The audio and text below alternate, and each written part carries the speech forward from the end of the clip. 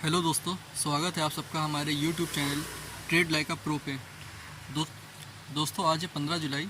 आज जियो financial services का result आना था जो कि आ चुका है। तो चलिए देखते हैं कैसा रिज़ल्ट आया है जियो फाइनेंशियल सर्विसेज का। तो दोस्तों ये है रिज़ल्ट की कॉपी जो कंपनी ने एक्सचेंज में सबमिट करी है। चलिए देखते हैं रिज़ल्ट को। दोस्तों नंबर्स देखने से पहले हम लोग देख लेते हैं कंपनी ने कुछ इंपॉर्टेंट इन्फॉर्मेशन प्रोवाइड कराई है कंपनी के बारे में। उस पर एक बार हम लोग नज़र डाल लेते हैं। जैसे कि यहाँ पे कंपनी ने दो अपने रिज़ल्ट पेश किए। एक है कंसोलिडेटेड फाइनेंशियल रिज़ल्ट और दूसरा है स्टैंड अलोन फाइनेंशियल रिज़ल्ट। तो दोस्तों जो इसमें कंसोलिडेटेड फाइनेंशियल रिज़ल्ट है उसमें कई इनकी कंपनियां हैं, कई इनकी सब्सिडरी कंपनियां हैं और एसोसिएट्स हैं जिनकी जानकारी यहाँ पे दी है कंपनी ने। इसमें देखिए जो कंसोलिडेटेड रिजल्ट है उसमें इन कंपनियों की भी जानकारी है। Reliance industrial investment and holding limited, Jio insurance broking limited, Jio finance limited, Jio payment solution limited, Jio leasing services limited. इनके जॉइंट वेंचर हैं दो, जियो पेमेंट बैंक लिमिटेड और रिलायंस इंटरनेशनल लीजिंग लिमिटेड। वहीं एसोसिएट्स इनके Reliance services and holding limited और दूसरा है petroleum trust. तो दोस्तों ये जो कंसोलिडेटेड रिज़ल्ट है उसमें इन सब के भी नंबर्स हैं। वहीं दोस्तों एक और जानकारी इन्होंने यहाँ पे प्रोवाइड कराई है। तो चौथे पॉइंट में उन्होंने बताया है the parent company BlackRock international, BlackRock adviser Singapore and BlackRock financial management have agreed to form a joint venture to enter India's asset management industry.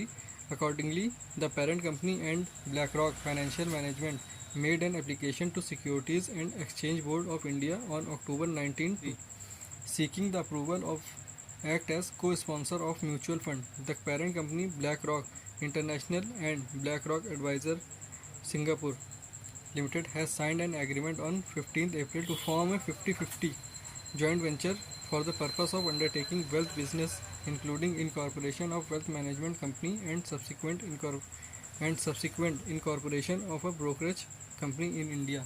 अब यहाँ पे देखिए इन्होंने बहुत ही इंपॉर्टेंट जानकारी दोस्तों दी है हम लोग को। पेरेंट कंपनी जो कि जियो फाइनेंशियल सर्विसेज हो गई, ब्लैक रॉक एडवाइज़र्स सिंगापुर और ब्लैक रॉक फाइनेंशियल सर्विसेज यहाँ इंडिया में अपना म्यूचुअल फंड और वेल्थ मैनेजमेंट का बिज़नेस शुरू करेगी और उसके लिए सेबी ने उनको अप्रूवल भी दे दिया है और एक ब्रोकरेज कंपनी भी इनकॉर्पोरेट करेगी। मतलब ये ब्रोकरेज और एएमसी में भी काम करेगी।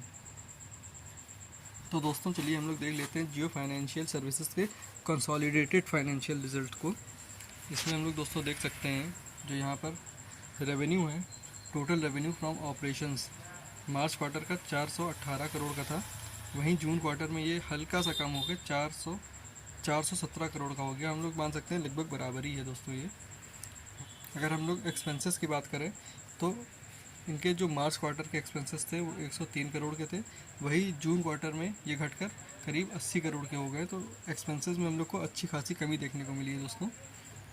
प्रॉफिट बिफोर टैक्स इनका मार्च क्वार्टर का 392 करोड़ का था और जून क्वार्टर का वो 400 करोड़ का हो गया। तो प्रॉफिट में भी हम लोग को बढ़त देखने को मिल रही है दोस्तों। अब हम लोग देख लेते हैं प्रॉफिट फॉर द पीरियड, जो पूरे क्वार्टर का प्रॉफिट है नेट वो कितना है।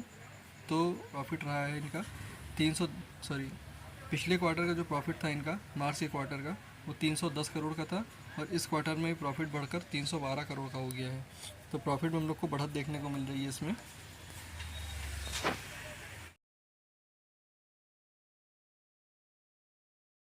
यहाँ पे जो रेवेन्यू था इनका वो मार्च के क्वार्टर में 140 करोड़ का था जो कि जून के क्वार्टर में घट के 133 करोड़ का रह गया है। टोटल एक्सपेंसेस की अगर हम लोग बात करें दोस्तों तो टोटल एक्सपेंसेस लगभग बराबर ही हैं। मार्च क्वार्टर में भी 36 करोड़ के थे और जून क्वार्टर में 36 करोड़ के हैं, लगभग बराबर हैं। टोटल प्रॉफिट बिफोर टैक्स दोस्तों इनका मार्च के क्वार्टर में था 104 करोड़ का जो कि जून के क्वार्टर में घटकर लगभग 98 करोड़ का हो गया है। यहाँ पे हम लोग टोटल प्रॉफिट अगर देख लें हम लोग टैक्स के बाद तो ये आता है 77 करोड़ का मार्च के क्वार्टर में और जून के क्वार्टर में 71 करोड़ का। तो बहुत ज़्यादा फ़र्क नहीं दोस्तों, ठीक है प्रॉफिट थोड़ा कम हुआ है मगर कोई बहुत ज़्यादा फ़र्क इससे नहीं पड़ेगा, बल्कि कंपनी तो अच्छी है ही है और आगे इनका जो बिज़नेस है एएमसी का और ब्रोकरेज फर्म का तो वो भी उससे इनको और फ़ायदा ही होगा। चलिए दोस्तों, इसी के साथ हम लोग इस वीडियो को एंड करते हैं। इन्फॉर्मेशन अगर अच्छी लगी हो आप लोग को तो वीडियो को लाइक करिए और चैनल को सब्सक्राइब करिए। Thank you.